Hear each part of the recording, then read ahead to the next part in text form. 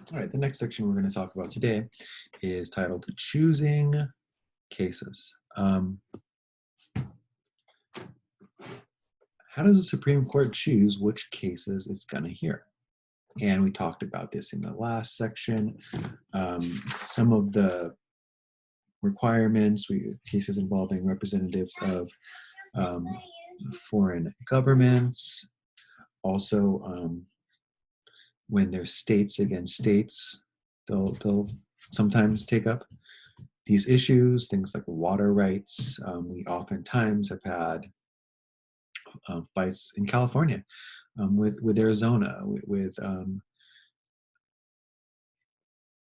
Colorado, Nevada, over the water rights of the Colorado River. California and Arizona share a border, which is the Colorado River in the southeastern part of the state. And some cities, I think like San Diego, it's a lot of water from there. Also, they get involved in cases that have to do with when there's a split decision between the appeals court and maybe a state court, okay? Then they'll step in there and try and give the final word. And their word is final, like we said earlier. So how does that work? Well, you petition, you do this thing called like a writ of certiorari, okay? There's currently one right now. This is such an interesting moment we're living through. Texas is suing to try and stop the certification of certain states, which they're really angry about because Trump lost, right? And then 17 states signed on yesterday to try and what's called an amicus brief. An amicus brief is when you like add your opinion to a Supreme Court case, right? So 17 states signed on. Now today, two more states signed on, Ohio and Pennsylvania. Ohio, a Republican-led Trump state. Pennsylvania, of course, went for Biden this year. And they're both wrote in amicus briefs saying this is insanity. This is the end of our country. This is the end of democracy if you decide that you're just going to throw out states that you don't like the way they voted. So this is all happening as we sit here. Has a Christmas update. Boxburg.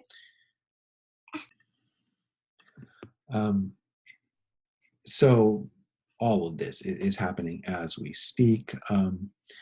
The writ of certiorari was produced first by Texas, and then we have 17 states signing on the amicus briefs, and now we have 2 states coming against these amicus briefs with their own amicus briefs against the original 17 who are like really mad that Trump lost.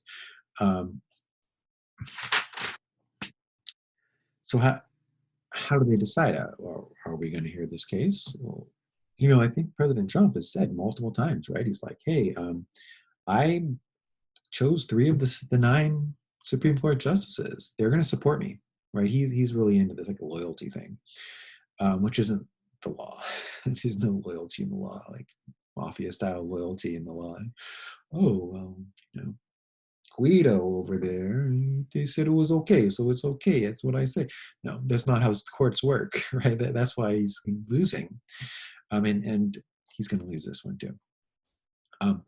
But it's a good thing to look at to try and make look at the historical implications of the moment we're living through. And what would have to happen was that there's this thing called the rule of 4.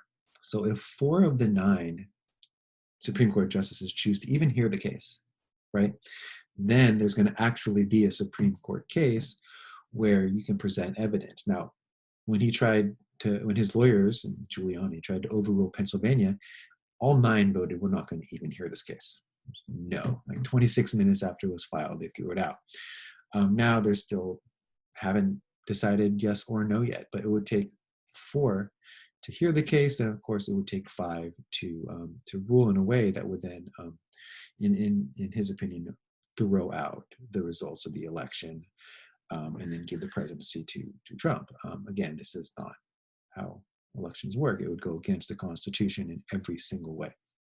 But the president, he's doing his thing right now. He's a unique guy and a unique president. We just lived through a unique period. We're still living through a unique period in this coronavirus outbreak that we're living through. I apologize for being like this in your young lives, but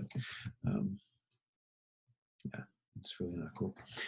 Okay, so that's how it would happen, and they would choose to hear the case. Maybe they will. You never know. I mean, that would be crazy and cool, and interesting if they actually chose to hear a case that would ask them to overthrow the results of an election based on nothing. Okay, so but that's the process that would happen, and then we're watching it. Maybe it'll happen if 4 people sign on, then we hear the case, and it's on every TV station across America every single day. The rest of the world watches as the Supreme Court, as people try to overthrow an election in our country, in our democracy. Would that even be? No, that would not.